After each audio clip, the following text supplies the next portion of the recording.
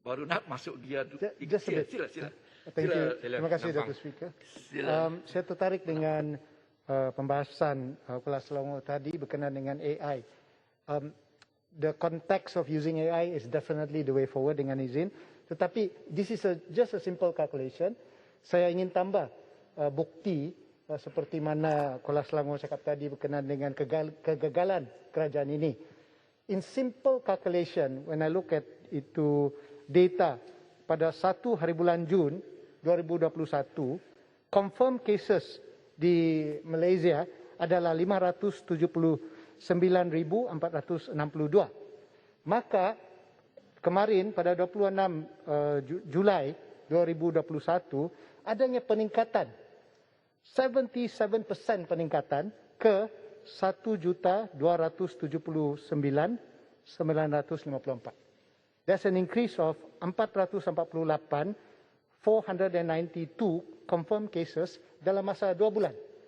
You can imagine if we use AI, Kuala Selangor, and how the government has failed in addressing masa darurat dan juga masa pandemik ini di mana mereka cakap mereka telah berjaya. Terima kasih. Saya penampang. Terima kasih sahabat saya penampang sangat peka dengan persoalan AI dan begitulah kami di negeri Selangor pada awalnya menggunakan Akura AI untuk melakukan apa yang kami sebutkan sebentar tadi sebagai targeted testing sebelum berlakunya sesuatu kluster. Dan ketika itu saya berkongsi sikit dengan maklumat di sini, Datuk Editor, terkadang kali positivity rate, kadar positif itu melampaui 20%. Dengan kata lain, andainya kita tidak dapat melakukan ini, maka itulah tempat-tempat permulaan perebakan dan melakukan yang akan berlaku seterusnya apa yang dikatakan sebagai limpahan spillover kepada community. Kalau tempatnya workplaces, maka yang akan bawa balik itu adalah workers. Dan sebaliknya jangan salahkan hanya factories. Kadang-kali di mana rumah community itu boleh pergi balik ke, it can work both ways, cut both ways, Datuk Edi Betua dengan izin. Ya, dia boleh saja berlaku di antara dua tempat ini. Kuala Selangor? Ya. Benarkan mencelah Syalam, Datuk Speaker. Saya hanya ingin merakamkan betapa kecewa dengan ucapan panjang lebar oleh Menteri Kesihatan tadi selama 55 minit.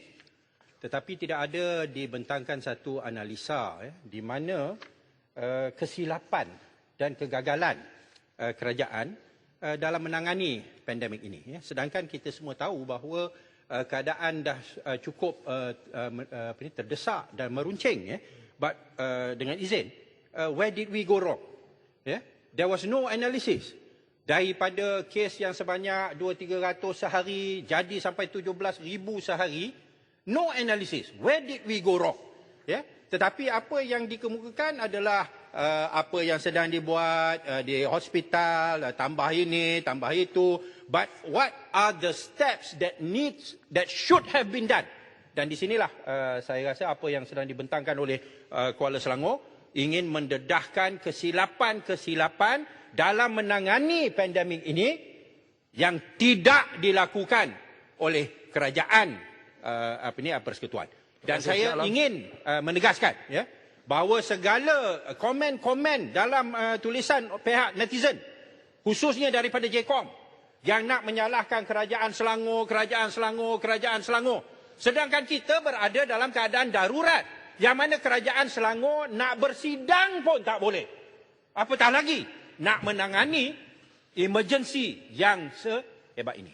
So I want to make that statement. I'm very, very disappointed. 55 minit. Tapi tak ada analisa, tak ada penyelesaian. Okey. Terima kasih Syalam. Tambahan sokongan kepada Syalam sebagai contoh untuk memberikan contohlah bahawa bukti bahawa kerajaan negeri tidak mempunyai kuasa apabila MKN mengumumkan bahawa apabila kerajaan negeri Sabah mengumumkan untuk dilonggarkan, tetapi MKN menyatakan kerajaan negeri tidak boleh mengubah dasar mereka, kena ikut dasar yang telah diputuskan oleh MKN. Jadi itu bukti apa yang disebutkan oleh Syalam tadi. Terima kasih Sepanggar. Mau dirakamkan itu sekali. Kuala Selangor. Sikit je. Saya takkan mengambil masa. Yang Berhormat Kuala Selangor setuju dengan saya, selain daripada semua langkah-langkah yang telah disarankan, perlu juga kita sebagai rakyat Malaysia mematuhi peraturan undang-undang. Bila adanya peraturan yang telah ditetapkan, umpamanya keluar negara, kelebihan diberikan kepada ahli-ahli Parlimen Kerajaan, menteri-menteri yang hilang 3 bulan di New Zealand, pergi ke Paris bercuti. Ada juga yang berpesta durian. Perkara-perkara ini adalah perkara-perkara yang wajib kita patuhi. Timbalan speaker kena jawab ni, timbalan speaker. Pesta durian. Kalau kita tak menghormati langkah-langkah ini, kita juga membebankan doktor-doktor. Adakah Yang Berhormat setuju dengan perkara ini? Terima kasih. Terima kasih. Ledang. Terima kasih Kuala Selangor. Saya tertarik berkenaan dengan kes yang berlaku yang disebutkan tadi oleh Kuala Selangor dan juga disebutkan oleh Berhormat Menteri berkenaan dengan terutamanya kes sporadik. Kerana kita tahu kes ini tadi Menteri sebut merupakan punca kepada gelombang yang ketiga sejak September 2020. Dan daripada maklumat yang saya perolehi, apabila kami sebagai ahli Parlimen Johor bertemu dengan Yang Berhormat Menteri Besar Johor serta Kesihatan Negeri, maklumat yang kita terima April-Mei 2021 di Johor kes sporadik telah meningkat sebanyak 119%. April-Mei 2021. Dan selepas itu kita dengar setiap hari ada kes-kes sporadik ini. Jadi, kalau kita tengok kepada pendapat yang telah diberikan oleh Profesor Datuk Dr. Lokman Hakim Sulaiman, bekas timbalan Ketua Pengarah Kesihatan Awam. Dia sebutkan ada beberapa faktor kerana berlakunya kes sporadik ini. Antaranya ialah tak patuh pada SOP. Yang ini saya nak sebut, bukan hanya kita salahkan, jangan salahkan rakyat semata-mata. Kena salahkan menteri, timbalan speaker yang langgar juga SOP. Jadi jangan salahkan rakyat semata-mata, tapi ini antara faktor kerana berlakunya kes sporadik ini. Selain daripada faktor-faktor seperti kelemahan siasatan kes oleh KKM. Saya minta maaf saya sebut. Saya tahu KKM, frontliners kita buat kerja yang terbaik. Terima kasih, Leda. Antaranya ialah kelemahan siasatan kes dan juga kerana banyak faktor yang lain mungkin boleh diulas oleh Kuala Selangor. Terima kasih. Sikit Kuala Selangor. Merbuk. Kuala Selangor ada Sikit 20 minit. Kanga 2 minit. Kuala Selangor merbuk. Satu je. Kanga 2 minit. Merbuk. Okey, saya cuba. Terima kasih Kuala Selangor. Kalau kita tengok dalam banyak keadaan, termasuklah sidang parlimen ni, selalunya KKM akan dirujuk tentang prosedur dan sebagainya. Tadi Ledang sebut tentang kes sporadik yang bermula daripada September, yang mana orang selalu merujuk bahawa kes pilihan raya negeri Sabah. Cuma saya nak tarik ke belakang sikit. Dalam pengalaman saya pada tahun 2020, ketika banyak SOP dilonggarkan, saya ada ke Sabah atas jemputan Majlis Belia Sabah. Masa tu dalam flight ada penumpang yang bergelang pink. Di dalam tu dibenarkan naik untuk balik kerana dia ada surat daripada KKM untuk kuarantin diri di rumah. Dan kalau kita ingat, pada waktu itu ada kes Siva Gangga yang mana juga kes balik luar negara dibenarkan kuarantin di rumah. Jadi apakah alasan ataupun sebab KKM mengambil keputusan tu? Sebab sebelum tu kita kuarantin di pusat-pusat tertentu. Jadi banyak, saya ingat lagi kenyataan Menteri Pertahanan pada waktu itu, yang mana kuarantin di rumah ni dalam laporan berita mengatakan lebih kurang dalam 60% tidak mematuhi kuarantin di rumah. Jadi saya ingat kes sporadik ni sebenarnya bermula daripada waktu itu. Apakah alasan KKM benarkan? Terima kasih Kang. Ya, itu satu perkara yang perlu YBMK jawab. Ya, saya sikit Sungai Petani dulu. Kuala Selangor, terima kasih. Terima kasih, Speaker. Kuala Selangor, saya nak minta pandangan Kuala Selangor untuk dimajukan kepada Menteri. Ada sesuatu yang agak pelik yang sedang berlaku khususnya di kawasan saya. Penduduk di Sungai Petani, Kuala Selangor lebih kurang 400,000 lebih. 400,000, almost 500,000. Mereka yang patutnya diberi vaksinasi ialah 360,000. Tapi sedarkah Kuala Selangor hingga hari ini tak sampai 10% pun yang telah pun divaksin. Tak sampai 10% Tok Speaker, tak sampai. Jadi bagi itu ramai penduduk di Sungai Petani yang kebanyakannya tinggal di semi urban yang tidak mendapat vaksin. Malah mereka yang telah mendaftar seawal Februari sampai sekarang yang berumur di antara 40 tahun ke atas tak dapat vaksin dan mereka menunggu lama. Itu pertama Tok Kuala Selangor. Yang kedua, program PIKAS, PIKS program imunisasi industri COVID-19 kerjasama awam dan swasta yang telah pun diumumkan oleh kerajaan dah berbulan dah. Sungai Petani ialah di antara tempat yang mempunyai banyak kilang-kilang dan industri. Tetapi tak ada satu pun yang diwujudkan di Sungai Petani. Baik, seterusnya ada kawasan-kawasan yang telah pun kena lockdown, PKPD. Tetapi mereka yang kena lockdown ini tidak diberi prioritas untuk divaksinkan. Bayangkan Kuala Selangor, lepas buka lockdown PKPD ni, mereka ni keluar melewat. Mereka ni keluar melewat. Orang Kedah kata melewat ni, dia akan join dengan orang lain juga. Jadi, last kali Kuala Selangor, last kali. Saya tengok polis buat kerja cukup teruk. Tahan orang, tanya surat. Tapi sedarkah Kuala Selangor, yang kebanyakan kena tahan ini ialah orang buat kereta. Yang naik motor ni, Kuala Selangor, mereka naik macam biasa. Jadi saya duk fikir, takkan driver saja kena cek surat. Yang kerja kilang banyak ni juga naik motor. Betul. Jadi yang lorong kereta berkilometer nak cek driver. Yang naik motor Okey, Sungai Petani. Poin taken. Cantik. Itu poin sangat penting sebenarnya. Super spreader naik motor. Mereka lah yang berdepan dengan membuat interaksi dengan ramai orang. Mereka adalah super spreader. Tapi tak apa kita dengar YBMK jawab. Terima kasih. Terima kasih. Sungai Petani. Semuanya tadi. Kuala Selangor berebut minta bagi tak? Tak berebut. Kuala Selangor tak bagi. Sila Kuala Selangor teruskan. Berebut ya. Hanya 16 minit saja lagi. 16 minit je lah. Saya sikit mau menyinggung persoalan sporadik. Kes-kes sporadik ini sebenarnya Datuk Yang di-Pertua. Jangan silap faham bahawa kes-kes sporadik ini adalah unlinked.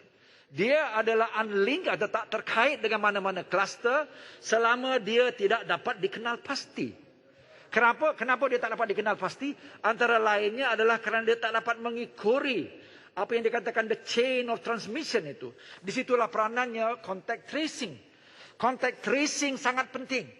Kalaulah kita hanya berpandu, maaf cakap, contact tracing secara semi-manual, kalau tak pun penuhnya manual, minta maaf, MySejahtera ya, sebagai satu app QR imbas saja ya. Sebenarnya tidak dapat kita otomasikan. Kunci kepada kejayaan negara-negara seumpama Singapura ya, menggunakan Bluetooth Trace Together, South Korea, ya, Taiwan adalah antara lainnya terkait dengan persoalan contact tracing yang pantas. Dan tidak hanya meletakkan seorang pegawai di PKD mengangkat telefon, tak kurang daripada 200-300 panggilan dia perlu lakukan sehari. Bayangkan, inilah dia cara mana kita menunjukkan kasih sayang kita kepada frontliners atau yang di-Pertua. Sebenarnya kita memerlukan ya, negara ini dengan apa yang berlaku, 1 juta ini, 1 juta kes negara ini, sebenarnya sekaligus mendedahkan, expose all the shortcomings, segala kepincangan, kelemahan sistem dan delivery-nya healthcare di negara ini.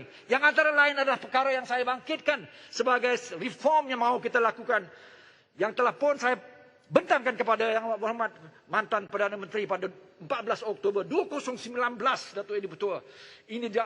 Pada awal lagi telah kita saksikan perkara ini dan kita telah bercakap tentang public health, enhancing public health care. Termasuklah antara lainnya bukan saja infectious disease, penyakit-penyakit berjangkit yang tak sama sekali kita jangkakan ya, virus SARS-CoV-2 ini dengan penyakit COVID-19 itu, tetapi terutamanya kami fokus kepada the non-communicable diseases yang hari ini pesakit-pesakit itu telah kita perhatikan ketika kita semuanya menumpu kepada COVID patient.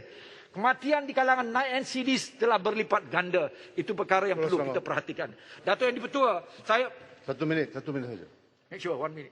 Half a second. You're a good friend. Terima kasih Kuala Selangor. Terima kasih. 1 minit. Half a second, cukup. Saya tertarik kepada pandangan yang telah dikemukakan oleh Kuala Selangor tadi berkait dengan healthcare delivery.